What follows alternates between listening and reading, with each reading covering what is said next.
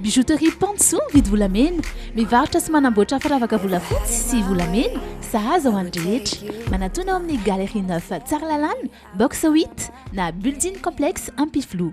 Libye, mon détergent préféré.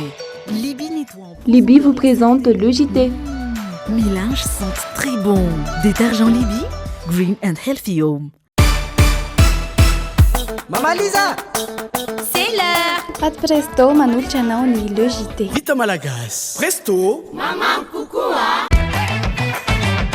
Ny beurre Normandie Or manolotra anao ny le JT. Normandie Or, Normabé. Ushuaïa nouveau déodorant compressé vous présente le JT. De fleurs d'oranger pour une efficacité 48 heures. Nouveau déodorant compressé Ushuaïa.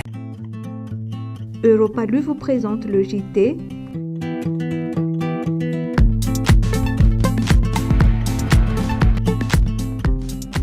Les dernières actualités avec le JT et la carte Visa Mvoul. La carte Visa Mvoul, une carte internationale, sans engagement, sans compte bancaire. Le monde entier accepte Mvoul.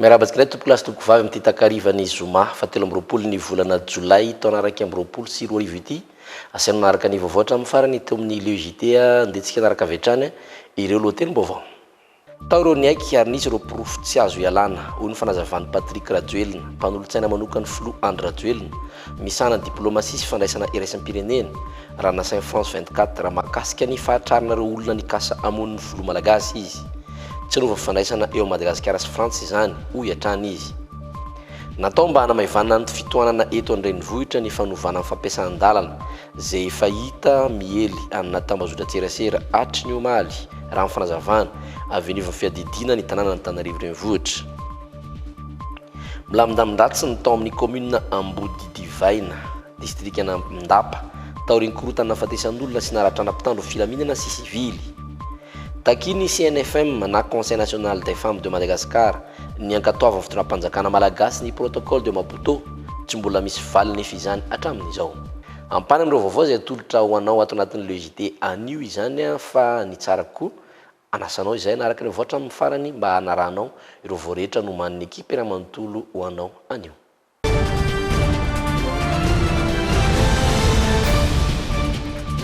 Isany vaovao mbola mitaina samy maro ato anatin'ny laune ny mahakasika an'ireo fikasana amon'ny flo manoloana izay indrindra namoaka ny heviny filan-kevitra ambony ny demokrasia sy ny tanitandalana na ny HCDDED tsy ekena ny fanonganam-panjakana na ny fibodona fitondrana amin'ny alalan'ny herisetra sy ny fikasana analain'olona tokony anatanteraka ny asany an-tsakany sy andava ny fitsarana sy rafitra mpanadiady eto Madagasikara tokony amafisina ihany koa manomboka eto ny fiarovana ny sistany arao ty fanampanazavana entiny navony Père Lenoble flohany HCDDED ty zava-misy ny firenentsika dia mizava roatra zao tanindondozany demokrasia eto amitsika dia nisy ny fikasana anao zany fanonganam-panjakana toerin'ny HCDDED ny fakana fahefana ivelany fifidianana tsy manaraka lampanoriana ary tsy manaraka fenitra demokratika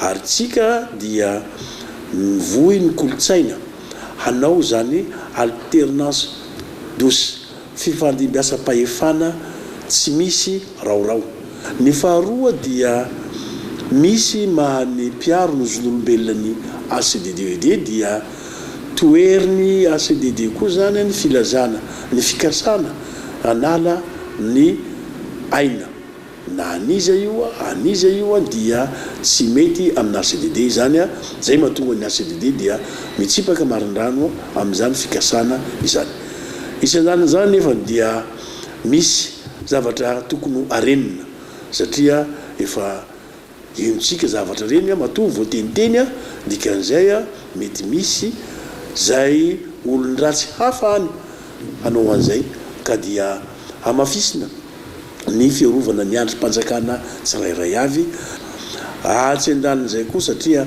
malalaka ny sisy tanitsika 10,000 kilometatra ny ranomasindratsika ka tokony ho fenona ho ambenana io faritra reo mba tsy isiny olondratsy tafiditra tomintsika tsy miditra amin'ny varavarambe ny Madagasikara dia ny port sy ny aéroport fa miditra ntsokosoko mety anahirana atsika ataovy fanadihadiana tena lafitra ahitantsika ny tena marina mba tsy ilazain'olona hoe manao sinema fa raha ohatra ka goragora ny fanadihadiana dia tsy hita tahaka ny namono an-dratsy mandrava dia lazain'olo fa sinema le izy mba tsy ilazain'olona an'izay. Mahakasika izay hatrany nasain'ny fahitalavitra vahiny France 24 ny mpanolotsaina manoka ny filoha Andry Rajoelina misahana ny diplomasia sy ny fandraisana iraisam-pirenena nambarany Patrick Rajoelina tamin'izany fa nahitana porofo avokoa ireo fisamborana rehetra ary nisy ireo efa niaiky fa saika hamono olona ambony toy ny filoha malagasy tato-baovao tanatin'ity fanadihadiana narindra ny Daolo Farakotiniaina Antsara ity. No mafisy ny Patrick Rajoelina mpanolotsaina manoka ny filoha Andry Rajoelina misana ny diplomasia sy ny fandraisana iraisam-pirenena nandritra ny fanasany France 24 azy ny fisina fikasana amono olo-mpanjakana ambony isan'izany ny filoha malagasy nisy tamin'ireo voasambotra no niaiky ny zavatra saika ataony ary maro koa ireo porofo. Il y a eu des aveux qui ont été faits de leur part. D'autre part, des perquisitions ont été menées et elles ont montré un certain nombre de documents, y compris des échanges de mails avec d'éventuels financiers. Et là, je veux parler de compagnies pétrolières agissant à Madagascar qui ont été sollicitées. Et là, nous avons les preuves matérielles avec des documents, des échanges d'emails. En gros, le plan funeste qui a été préparé par ces deux personnes, mais pas seulement ces deux personnes, était évalué à 5 millions de dollars. Et il y a eu hier matin, pendant les perquisitions, à peu près 250 000 euros qui ont été retrouvés. Le reste des sommes, nous ne savons pas où elles sont. Il y a également un certain nombre d'officiers supérieurs malgaches qui sont actuellement interrogés, qui auraient participé éventuellement à ce plan s'il avait été déclenché. Efa naritra eritaona no nanarahana maso ireo olona nikononkonona izao asa ratsy izao hoy hatrany Patrick Rajoelina ary izao ny afara tamin'ny fisamborana ireo tena lohandohany dia ireo manamboninahitra tamin'ny tafika sandary frantsay efa misotro ronono izao. Comment ont-ils été arrêtés? Notre pays, nos services de renseignement, les services de renseignement malgaches, ainsi qu'un certain nombre de services de renseignement amis à travers le monde, nous ont alertés depuis à peu près 1 an de l'agissement d'un certain nombre de personnes, dont les 2 personnes qui ont été arrêtées hier matin. Nanamafy ihany koa Patrick Rajoelina fa tsy malemy fitondrana malagasy na dia efa indroa taona izay no efa nisy ny fikonokonona korontana sy fikasana amono olo-mpanjakana ambony. Miasa mafy rahateo ny fitondrana malagasy amin'ny alalan'ny fanatanterana ny émergence de Madagascar. Tsy hisy fiantraikany ratsy amin'ny fiaraha-miasa sy fandraisan'ny Frantsa sy Madagascar izao hoy hatrany ty mpanolotsaina manokana filoha Andry Rajoelina ity. Je pense que pour l'instant, la France n'est pas concernée par l'agissement de 2 militaires retraités. Oui, il y a 26 000 Français à Madagascar et tous les agissements de ces 26 000 ressortissants français à Madagascar n'ont rien à voir avec la République française. Maintenant, vous n'attendez rien de la France? Nous attendons beaucoup de la France. C'est un partenaire endémique et naturellement, nous poursuivons une excellente collaboration et une coopération internationale avec la France. Tanteraka izao fikasana amono olo-mpanjakana ambony indrindra fa ny filoham-pirenena izao i Patrick Rajoelina izay mpanolotsaina manoka ny filoha Andry Rajoelina olo-mpanjakana malagasy ambony maro sy ireo mpiavy-vonina ao amin'ny antoko sy vondrona tokony fitondrana ary maso vahiny monina sy miasa eto Madagasikara ihany koa nanamelika izao fikasana amono ny filoha malagasy zao. Ndarakopa ny fanambarana makasika iny fikasana amono olo-mpanjakana ambony indrindra ny filoham-pirenena eny no fanambarana koa androany ny fizafatao na ny fikambanany zanaky faritany Toliary izay nameloka tanteraka iny fihetsika sy fikasana amono ny filoha Andry Rajoelina iny. Arahantsika fanadihadiana makasika izay. Ny fizafatao zany ny fikambanany zanaka ampelezan'ny faritany Toliary dia nanao fanambarana manameloka ny fikasana ny fofo ny ain'ny filoham-pirenena Andry Nirina Rajoelina ary manameloka ihany koa amin'ny fomba rehetra ny teti-dratsy hampitran'ny firenena malagasy ao anatin'ny korontana sy ny ady an-trano mba hanakanana ny fampandrosoana izay efa irosoany Madagasikara ankehitriny. Tany tandalana i Madagasikara ary mandala hatrany fihavanana sy ny firaisan-kina ka tsy mendrika ny hanatanterahana ny fomba maoetra sy tsy mifanaraka amin'ny demokrasia ary ny sotoavina malagasy izay imatematesantsika sy ireo razambentsika tany aloha. Mankahery hatrany ny filoham-pirenena sy mitondram-bavaka ny ankohonany mba ho lavitsy ny ratsy rehetra. Mangataka ny tompona andraikitra ihany koa isan'ambaratongany mba ho entitra amin'ny fanadihadiana rehetra izay ataony mba hahitavana ny tena marina manoloana ity fikasan-draty hamonoana ny filoham-pirenena ity. Mitaona ny vahoaka malagasy ihany koa tsy vaky volo mba ho tony eo ampiandrasana izany fanadihadiana izany ary koa hirahina ka handala hatrany sy hanao toy ny anak'Andriamaso ny sotoavina mahamalagasy antsika. Eo amin'izay pejy politika izay hatrany natanteraka fikônando nasionaly mahakasika ny raha-pirenena ho any Androany Salampitso ireo anivon'ny antoko politika samy voaresaka izany avokoa ny mahakasika ny fitantanana ny raha-pirenena toe-karena sy ny fanaisana iraisim-pirenena ny politika izay mafana ny toe-draharaha ankehitriny eo ihany koa ny lafiny ara-tsosialy izay mampitaraina ny ankamaroany ny vahoaka ary kolotsaina sy ny fanabeazana. Mbola rampitso kosa no fotoana amoahana fekevitra tapaka momba ireo raharaha mahakasika ny firenena ireo. Tontosa somatsara nanomboka androany ny fikônando nasionaly ho any antoko DIM sy ireo mpanohitra ao anatin'ny RMDM miaraka amin'ireo herivelona maro samihafa toy ny firaisamonim-pirenena sy ny sindika. Fikônando mahakasika ny raharaham-pirenena no tena nasongadina nandritra izany ka samy milaza ny heviny ny tsirairay.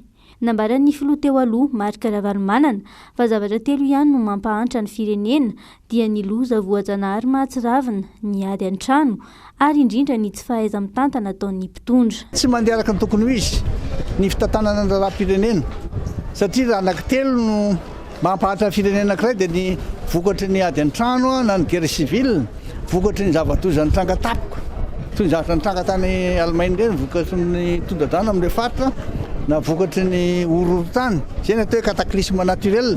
Fa ny fahatelo dia ilay fitantanana ny tsy fahaizana mitantana dia eo zany zao tsika dia ilay tsy fahaizana mitantana mahatonga tsy mahaizana mitantana tsy fivelaran'ilay fomba fijery na mba fangalana hevitra amin'ireo olona fa manana an'ilay fahaizana ary tsy azo atao mihitsy mitompo tena fantatra na milaza fa mandeha ty dia vilivily fotsiny sain'ny olona hoe nahazo vola indray tsika entina ampandanana an'ity firenena ity dia vola inona aloha le izy anaovana inona ty zany zao tsika nahazo vola tamin'ny alarobia zay siniavindreo masivoa sy ireo le mpiara-miombonantoka sy le solontenan'ny banque mondiale tena nahazo vola tsika fa zareo tao amin'ny Covax nalaza hoe tsy araka amin'ny vaksiny anareo zay a nefa tena tokony atao dia atao mihitsy ny vaksiny olona rehetra mba hirovana n'ity le fianaky ny aretina Covid.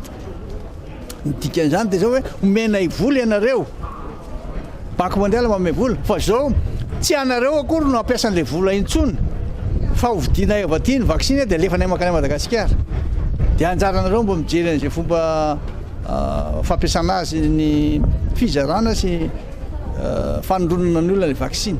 Fezy ny vahiny sy ny mpandraraha vitsianisa ny vidim-piainana. Tsy misy intsony ny demokrasia izay fiainoana ny vitsianisa hoy Marc Ravalomanana. Na izany aza nefa hoy hatrany izy tsy manana toe-tsaina andeha hikasa mony ny mpitondra izany ny malagasy ary mahatoky. No mafisiny ihany koa fa matoa samy mitarika tahaka izao ny tenany dia manana vahaolana ary miantso ny rehetra hanana fahasahiana hijoro sy ilaza ny tsy mety ihany koa. Dia naname vahaolana tena vonona ny anampy tena anampy izy fa zavatra anankiroa fotsiny dia davina. Ankiroa ny dia davina hoe manaja ny demokrasia, manaja ny tany tandalana indrindra fa ny lalam-panorenana ary ihany koa zon'olombelona mba asiana asany zon'olombelona mba atao amin'ny ara-dalàna amin'ny fomba fisamborana sy ny fagnalanan'ireny olon'ireny fa tsy atao ohatran'ireny tonga dia atao savika fotsiny amin'ny alina ireny. marina fa samy adiana hevitra avokoa araka izany nandritra ny fikoanan-doha ny mahakasika ny fitantanana ny raharaham-pirenena ny toe-karena sy ny fifandraisana iraisan-pirenena ny politika izay mihamafana ny toetra raha ankehitriny eo ihany koa ny lafiny ara-tsosialy izay mampitaraina ny ankamaroany vahoaka ary ny kolotsaina sy ny fanabeazana mbola rahampitso kosa no fotoana moana ny fehi-kevitra tapaka momba izay rehetra voalaza izay. Ajantsika eto ny vaovao makasika ny politika fahitrantsika amin'ny pejy ny fahasalamana ampahafantarana antsika indray ary ny fivoarany valanaretina Covid ho an'ny omaly alakamisy 20 Jolay. Olona roa samy veto analamanga no namony ainy. Tafakatra 3,700 zany ny totalin'ireo efa nindoson'ny fahafatesana noho ny coronavirus. Sivy kosa ireo sitrana. Ankoatrizay dia fantatra fa olona misy 20 indray no nitondra ny tsimikaretina coronavirus tamin'ireo olona 300 no tiliana omaly. Marary mafy na forma grave misy 720 no mbola manaraka fitsaboana any amin'ny hôpitaly manerina ny nosy. Nanomboka ny 13 Maritsa 20 ka hatramin'ny omaly 13 Jolay 20 dia tranga vaovao miisa 5,700 no hita tamin'ireo fitiliana amin'ny totaly 7,700 sy roetsy 3,700 ireo efa sitrana ary 3,700 no namony ainy. Ary ny maresaka ny ivelany makasika izay coronavirus izay ankoatra ny any Frantsa nanapa-kevitra ny ampiasa passe sanitaire ihany koa i Italie hanomboka amin'ny 9 Aogositra ny firosoana amin'izany anamarina fa efa vita vaksiny na sitrana tamin'ny Covid na ihany koa miiba ny valiny fitiliana natao. Mifanohitra amin'izay kosa nefa ny zava-misy any Autriche nanamaivana ny sasany amin'ireo fepetra ara-pahasalamana ka efa tsy voatery manao aravavorona intsony ankoatry ny any Vienne raha tsika fanadidina amin'ny sariny Euronews. L'Italie aussi adopte le Green Pass io any Italie no iantsona ilay passe sanitaire izay manamarina ny toe-pahasalaman'ny olona iray momba ny Covid. Vao vita vaksiny andiany voalohany dia efa omena azy io. Maro ihany koa ny olona vao marina fa sitrana tamin'ny Covid ary ireo miiba ny valin'ny fitiliana 7 ora aorian'ny fakana singa. Miatra manomboka amin'ny 9 Aogositra izao ny fitakiana ilay Green Pass ao Italia. Efa tratra rahateo ilay fetra 5,000 ho an'ny tranga vaovao isan'andro ka mampirisika ny fanaovam-baksiny ny gouvernemanta italiana. Raha tsy mandray andraikitraingana toy ireny hitantsika ny Angleterre, France ary Espagne ny zava-misy eto amintsika tokony efa eritreretintsika sahady hoe mety hiverina ty Italia ireny tranga ireny. Any France, lanin'ny solombavam-bahoaka ny volavolan-dalàna andresena ny Covid, mikasika ny fanitarana ny fampiasana ny passe sanitaire sy ny tsy maintsy anaovana vaksiny ireo mpitsabo. Anjaran'ilo olona indray no mandinika izany, saingy mitony ady hevitra. Mananika ny 200 ny mpanao fihetsiketsehana manoloana ny lapany antenimeran-doha olona, manameloka ny didijadona ara-pahasalamana everin'izy ireo apetraky ny gouvernemanta. Mifanohatra amin'izay kosa ny any Autriche izay 34 ny tranga vaovao ny Covid isan'andro, nalefana ny fepetra ara-pahasalamana sasany ka ankoatra ny ao Vienne efa tsy voatery manao arovava intsony raha tsy hoe any amin'ny tsena kely na ny toerana fivarotam-panafody. Zay makasika ny vaovao anaty la une rehefa manomboka antsika dia naraka ireo vaovao kosa ao anatin'ny actu.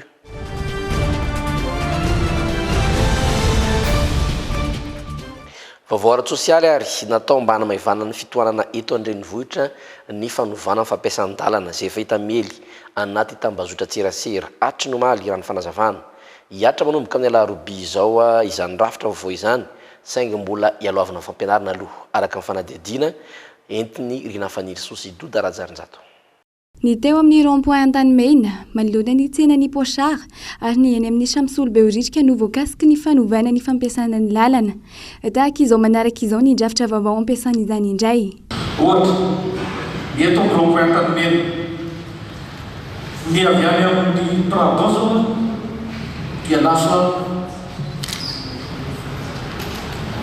voarapita tonga dia mahazo any amin'ny lalana makany Apondrano Montserrat.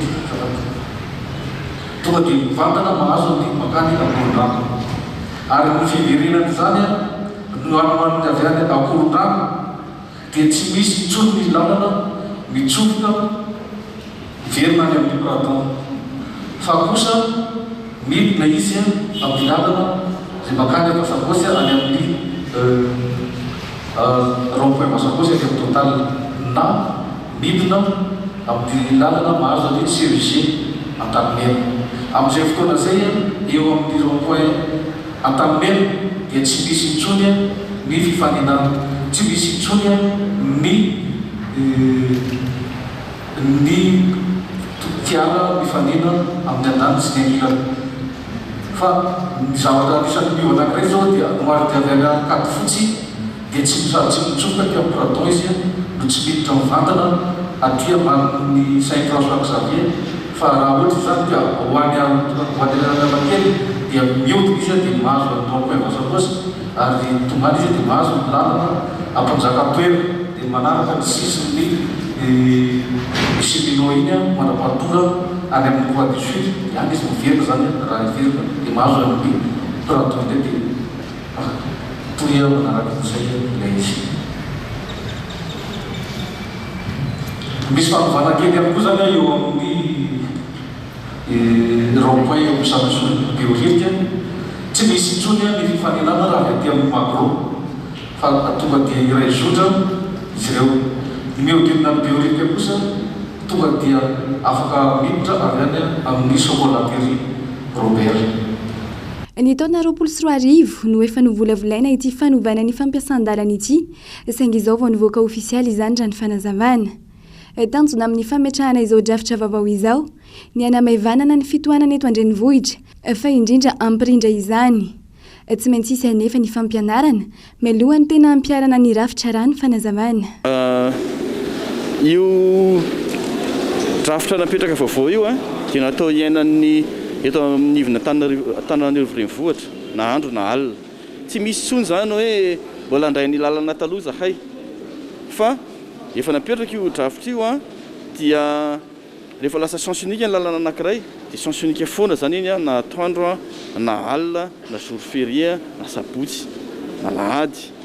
Zany hoe rehefa tena zatra amin'ny vahoaka afaka manasa azy amin'izay koa ny polisy hoe diso lalana nareo mety hoe zao zany tsika dia mampianatra fotsiny kosa aloha raha nanaraka ny kabariko tanareo mampianatra dia ampanajana ny tenenana amin'ny vahoaka hoe aty indray ny lalana tompoko mba ho fanatsarana ny fifamoivoizana eto Antananarivo.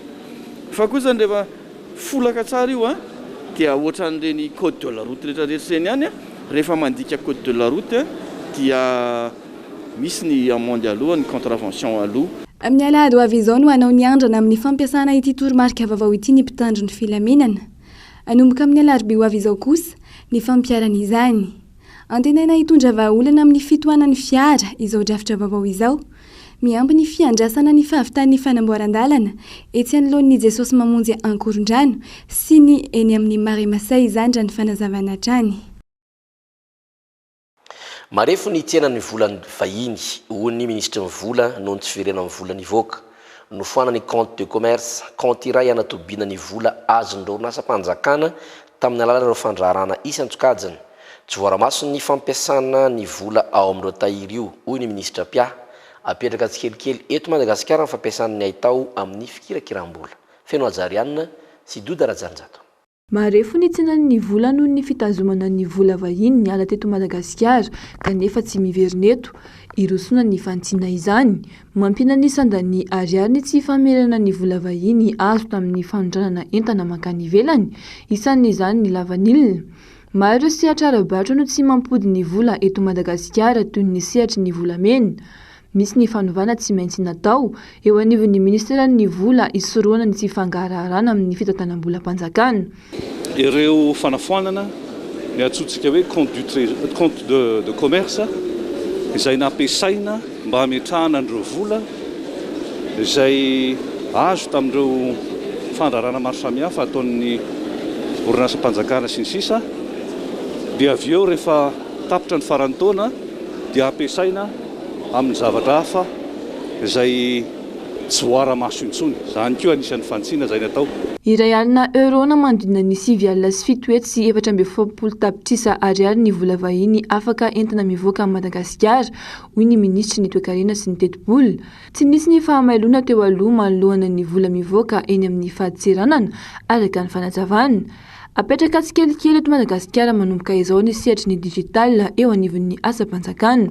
Ao anatin'ilay antsoina hoe dématérialisation izay miantso le teknolojia digitale be dia be ary tsy vita an'io rampitso zany fa mambolana maromaro mba tsy ilazana hoe aman-taonany vao vitantsika zany fanasarana resaka dématérialisation zany be dia be.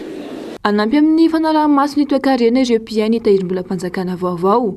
Miisa 70 izy ireo no ao anatin'ny andiany Tinay, nivoaka avy tao amin'ny Imatep ka andray ho asy io. Iparitaka manerana Madagasikara izy ireo.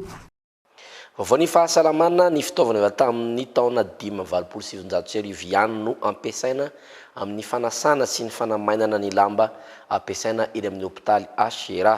No avozana sy natsipanatsarana kosa zany vokatra amin'ny fiaramiasa teo amin'ny gouvernement japonais. Misy ihany koa ny clinique mobile izay ahitana vata fampangatsiahana fitahirizan-dra ho alefa manokana ny atsivon-dra io ho fanohanana fikarakarana ny reny sy ny zaza. Mitaritra amin'ny vaovao izay miaro sorojiravaka sy misy arazavinjatovo. Mananika ny 700 ny fandriana andraisana tanana ireo marary ao amin'ny Ashera. Ny fitaovana efa tamin'ny 50 taona mahery ihany no ampiasaina ao an-toerana amin'ny fanasana sy ny fanamainana lamba ampiasain'ireo mpandidy ao amin'ny hôpitaly. Ankehitriny, navaozina sy nasipanatsarana ireo fitaovana roa ireo sy ny toerana misy azy. Fanomezana avy amin'ny gouvernement japonais, indray mihodina dia mahazaka eo amin'ny 30 kilao eo ny lamba ampidirina ao anatiny. Mbola mpianatra nanomboka ny chirurgie tamin'izany tadidiko fa mety efa talohan'izay dia tany amin'ny taona 5-20 tany no mpianatra tato zany nanao stage dia efa io ny bienverie izay hitako teo. Misy ihany koa ny clinique mobile, fiara-miasa avy amin'ny gouvernement japonais sy ny UNFPA, ahitana fitaovana maromaro ho an'ny fizaham-pahasalamana ny vehivavy bevoka na manana olana ara-pananana, ahafahana manao vaksiny ny zaza, manao fitarafana momba ny tranon-jaza. Misy toerana ahafahana miteraka ihany koa ary ahitana vata fampangatsiahana fitehirizan-dra. Cette clinique mobile reflète le partenariat renforcé entre le gouvernement japonais, l'UNFPA et le gouvernement de Madagascar pour faire en sorte que nous continuions de sauver la vie des femmes qui donnent la vie. Mitentina 4,907 euro ny toerana navaozina sy nasiana fitaovana fanasana ary fanamainana lamba ao amin'ny hôpitaly Ashera.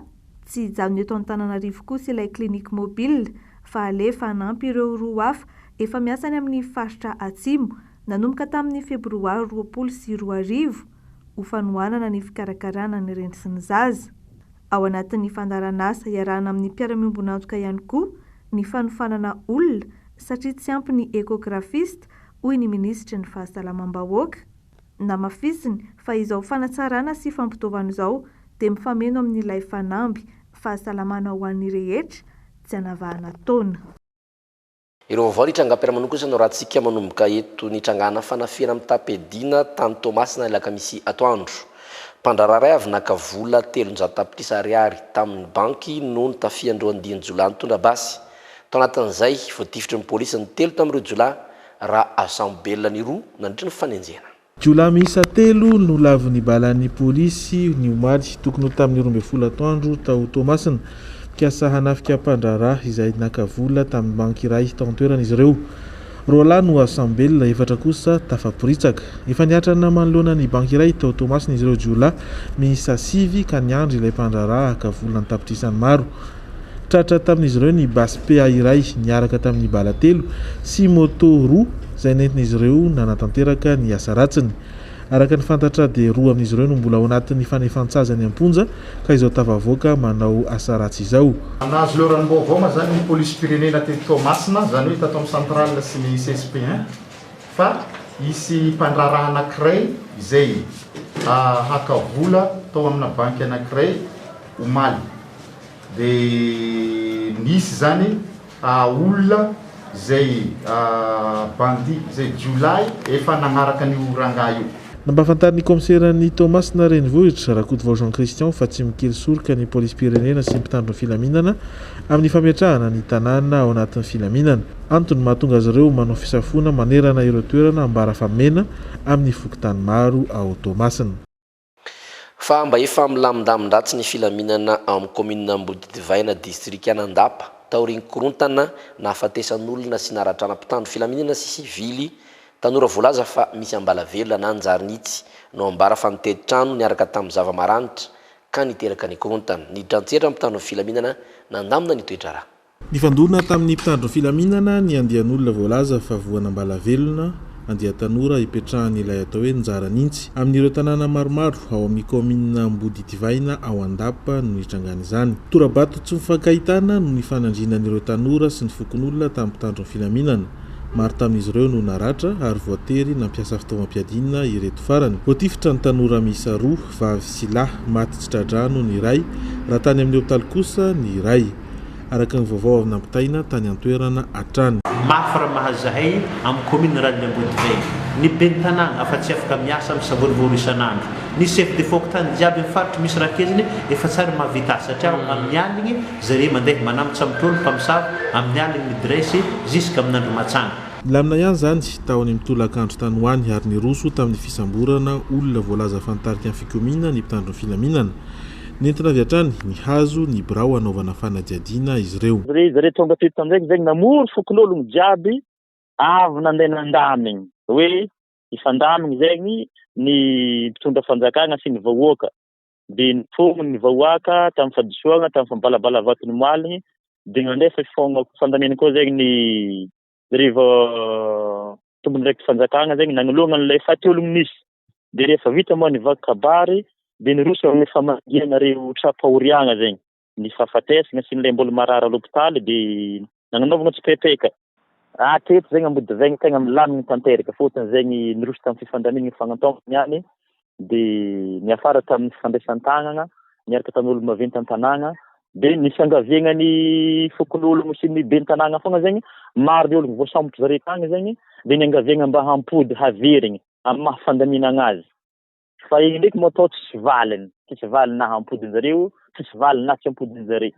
Fantatra fa efa nidina tany an-toerana ireo tompon'andraikitra Santsokajiny ny solombavam-bahoaka ny governoran'ny faritra sy ireo mpitandro filaminana fanampiny avy amin'ny EMO handamina ny toetra raha. Marisaka iraisam-pirenena nanatanteraka fanakalozan-kevitra ahafahana manatsara ny fivovan'ny toetrandro maneran-tany ny mpikamana ao amin'ny G20 natao izany mba edina amin'ireo loza voajanahary ateraky ny fiovan'ny toetrandro sy mba ifehezana ny fiakarany maripana ihany koa. Maro nefa ireo firenena tsy nankasitraka izany ka nitarika etsika ho marika izay tsy fankasitrahana izay. Alors que les feux de forêt nirongatra tato ato nidory tanety tao Amerika Avaratra sy tao Rosia ny era nitondra dranogoavana ihany koa ny faritra Chine sy Eropa andro visy lasa izay. Manoloana ireo loza ireo ny kando ijery vahaolana mahakasika ny fikajina ny tontolo iainana ny fiakaran'ny hafanana sy ny vokadrasa teraka izany maneran-tany ny ministry ny tontolo iainana izay ivondrona ny G20 nivoatra tao anatin'ny fifanakalozan-kevitra nataon'izy ireo ny fiarovana ny harena voajanahary isan'izany ny ranomasina ny fitantanana ny rano fisotro ny fampiroboroboana ny toe-karena ary ny fiarovana ny ala. Tafiditra tao ihany koa ny fanomanana sady ny hetsika izay miompana amin'ny fifehezana ny fiovaovan'ny toetrandro manerana izao tontolo izao amin'ny alalan'ny COP26 izay atao ao Glasgow amin'ny fiandohan'ny volana novambra ho avy izao. Itsinkilan'izay anefa tsy mankasitraka ny fihetsika nataon'ny mpikambana ao anatin'ny G20 ireo mpikaroka izay ivondronana firenena miisa 7 maneran-tany miampy ny vondrona Europeanina. Atao fanadiovantena ihany izao atao izao satria ny G20 no miantoka ny fandotona ny 20 isanjaton'ny tontolo iainana raha ny nambaran'izy ireo. Nitarika hetsika ho marika ny tsy fankasitrahana izany ireto farany. Nambarany nandritra izany fa misitraka tombotsoa maro ireo firenena matanjaka ka tsy misy fiantraikany loatra ny aminy ny fahasimban'ny tontolo iainana. Ny takiny anefan'ny firenena matanjaka ny trosa ara-ekôlôjikany miampy ny fanafoanana ny trosan'ireo firenena andalam-pandrosoana araka izany ireo mpitarika hetsika natao izany mba ho fampitovianjo ny firenena rehetra raha ny nambarany hatrany. Selon un rapport de l'Agence internationale de l'énergie. Ny tapany fahatelo ato anatin'ny LGT no arahanao manomboka izao atombontsika amin'ny hetsika karakarany Canal 720 amin'ny zoma 1 aogositra no fotoana amin'ny fampisehoana kalokalo gitara ao amin'ny Plaza Ambefilo ankoatra ny fampisehoana iarahana amin'ireo mpanakanto miangaly mozika en gitara dia misy ihany koa ny kitonotono entina andravana ny hetsika fampisehoan-kira iray iarahan'ireo mpanakanto malagasy miangaly ny mozika en gitara ny kalokalo gitara fanampanazavana.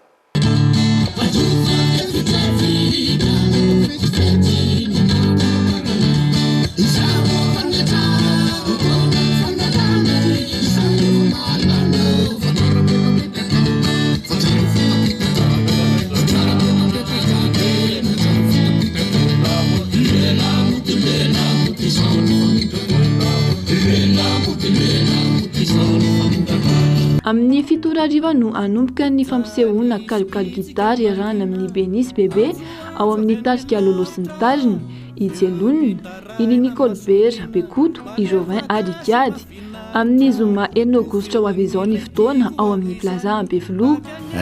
Azo lazana hoe fa tena fa vonona mihitsy aloha satria le gitara moa zany efa niainana hatramin'izay koa mouvement gitara io anisan'ny hoe nitaizany tena mihitsy hatramin'ny fatanorana hatramin'izao fahateran'izao nefa mbola mitohy ihany le fitiavana an'le gitara vao mainka moa tafaraka amin'reto zandry isan-karazany reto mino fa toko fa ho tsara ary afinaritra afana tsara le lanonana amin'ny fahin'ny Aogositra io tsy zao akory zay niaraka nano zavatra fa niaraka hatramin'izay Narmal io Nar Bekoto Rebeny nanitarika ny feu gasy moa fa anatiny ankiny tena niaraka hatramin'ny Eriky Manana niazona ny lira malagasy indrindrindrindra dia za mino fa tena fanatanteraka misy le io fotoana io.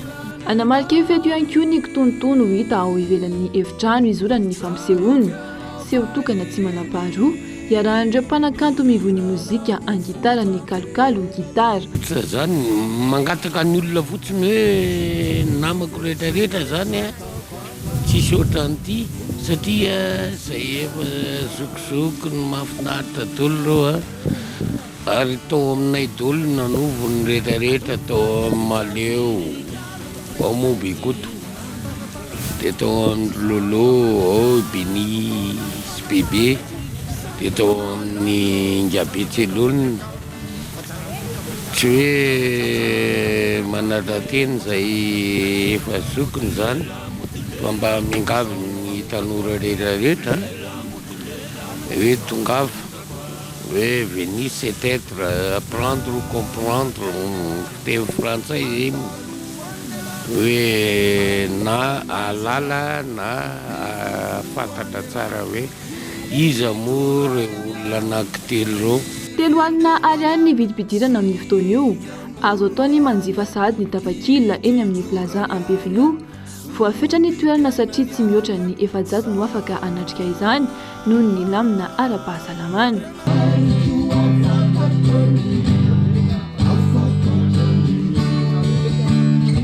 Fa mitoetra ny fisoratana anarana ho an'ireo te handray anjara ampirante sy varotra ireo vokany amin'ny foire ferme andiany voalohany izay tanterana 12, 13 ary 14 jolay ho avy izao eny amin'ny plaza Ampefiloha.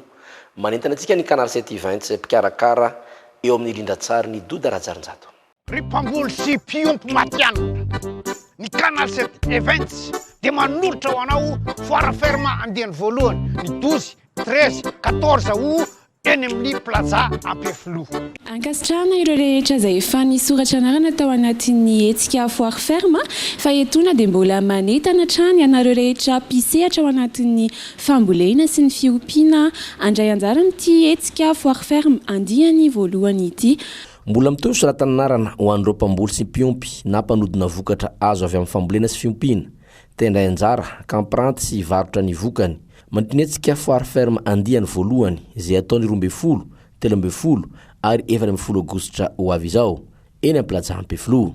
Ampatsevina hatrany isika ny tokantrano any fa raha manana vokatra voahodina ianao zany hoe manana mety hoe yaourt, ny tantely, eo ihany koa ny charcuterie, ny trondro dia azo ampiratiana tsara anatin'izay hoe foire ferme izay izany.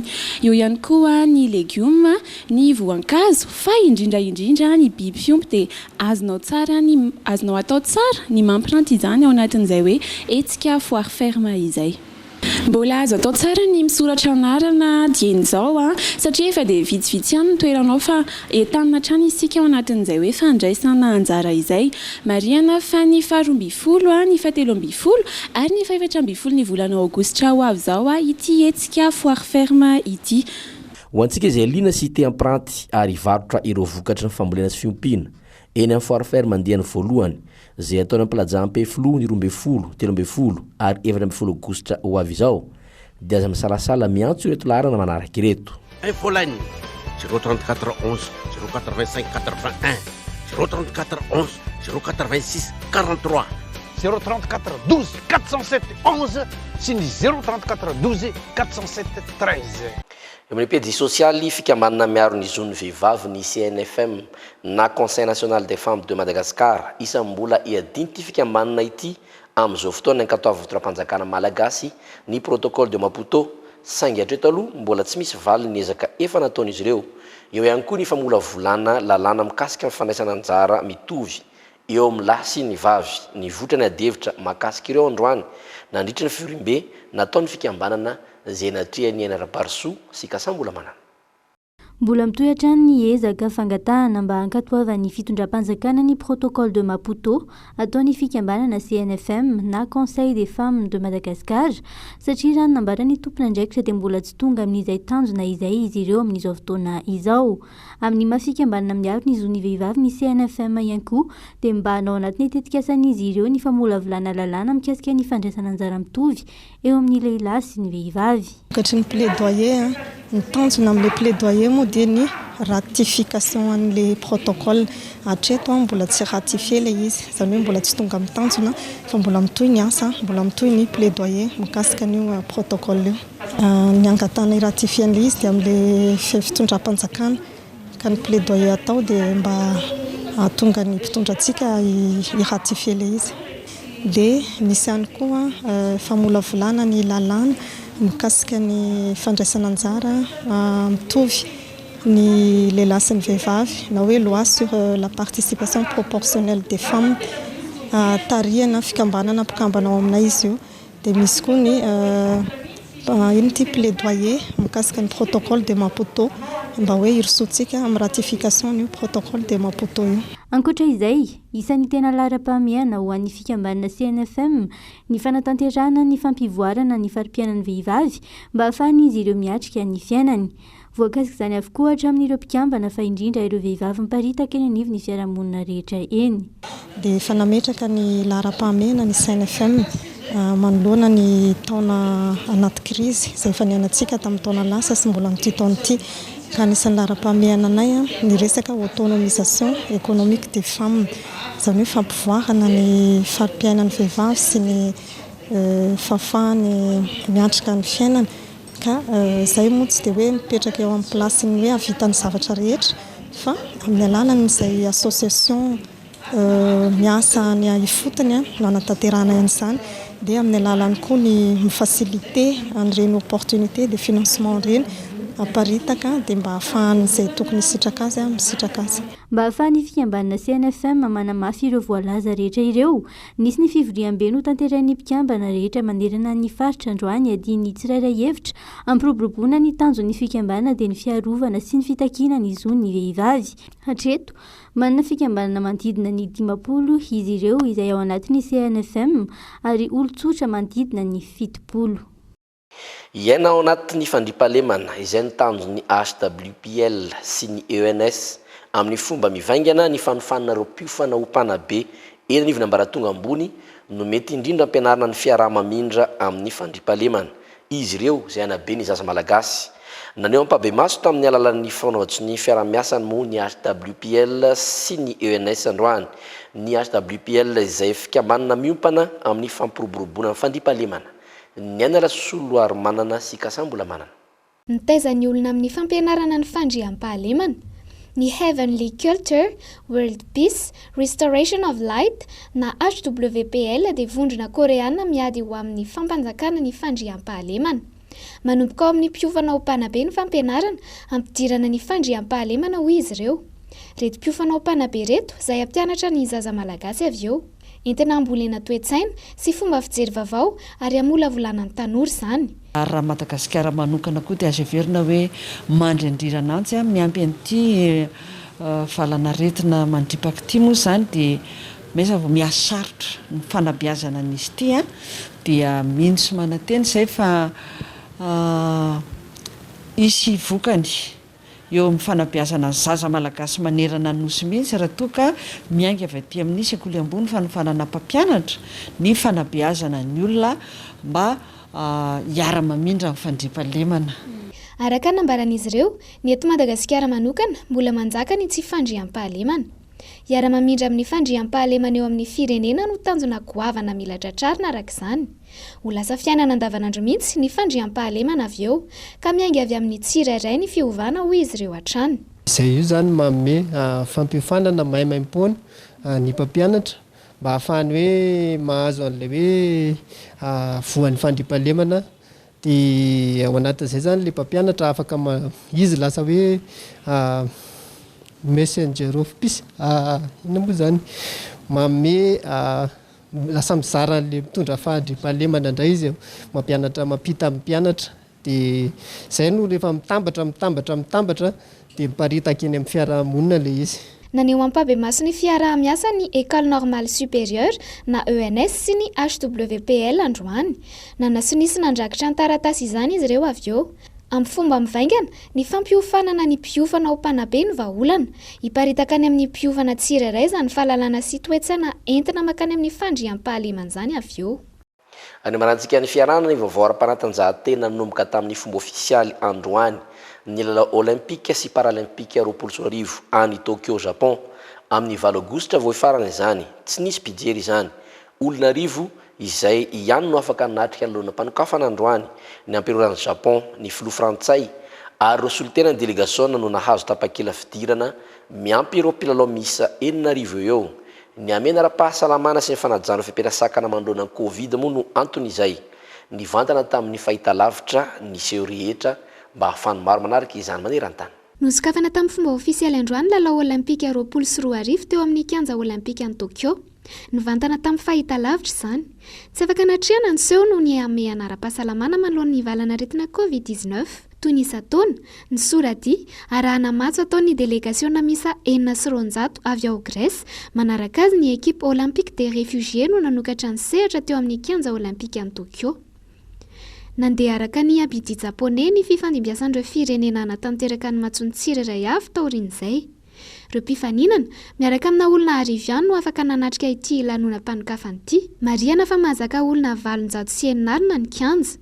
Nanatrika izany amperoran'ny Japana na Orito sy ireo solitena mpanohana ara-bolan'ny lalao.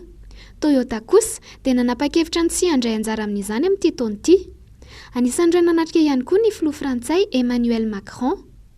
Atleta 9,000 no tonga ao an-toerana, vitsy noho ny mahazatra araka nambaran'ny Alexandre Boyon izany.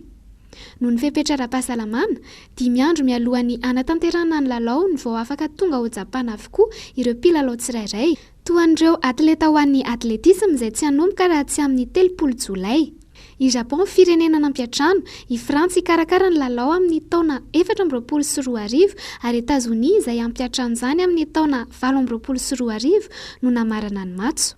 Sambany tamin'ity taona no olona roa, lehilahy sy vehivavy no hitondra ny sainan'ireo délégation, Clarisse Agbenienou sy Samir Aïd Saïd no an'ny Frantsa manokana, Eric Andria Tsitohaina kosa ho an'ny Madagasikara. Nahatra adiny 3 mahery ny lanonam-panokafana. Malagasy misa 4 no hiadiny amboara amin'ity lalao olympique roapolo sy roa arivo ity. Nanatrika ny fanokafana ny lalao ny mpibata fonjam-by malagasy misa 2, Tody sy Eric Andria Tsitohaina ary Daniel Nomenjanahary kosa eo amin'ny taranja judo. Ny marantsika ny fiarahana dia nitoetry ny andro ho an'ny rampitso vao vinavinan'ireo teknisianina makasika izany no atolotra no indray ato anatin'ny meteo.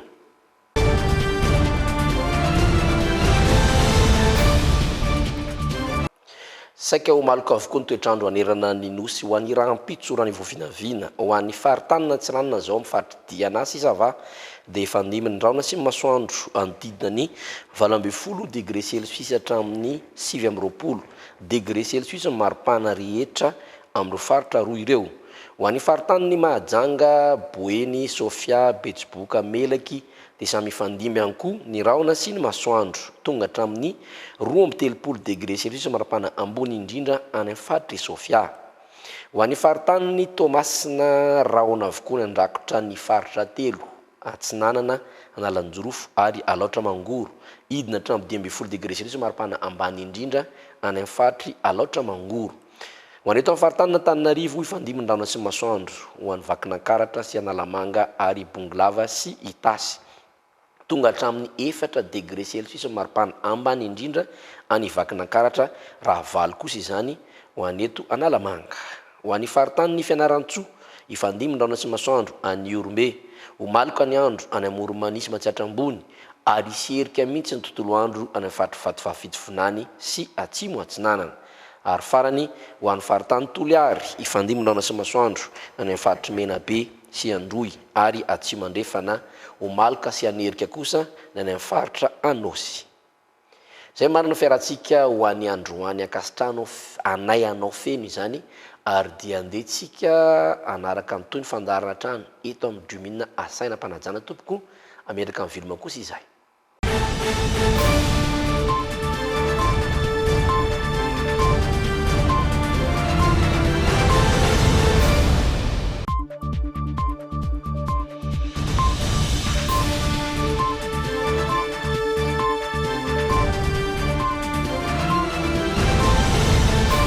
Les dernières actualités avec le JT et la carte Visa Mvoul. La carte Visa Mvoul, une carte internationale, sans engagement, sans compte bancaire. Le monde entier accepte Mvoul. Ushuaïa, nouveau déodorant compressé, vous a présenté le JT. De fleurs d'oranger pour une efficacité 48 heures.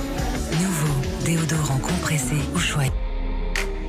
Bijouterie Pantsou vidy volamena, mivarotra sy manamboatra firavaka volafotsy sy volamena, sahaza ho an'ny rehetra. Manatona ao amin'ny Galerie 9 Tsaralalana, box 8 na Building Complexe Ampiflou. Europalu vous a présenté le JT.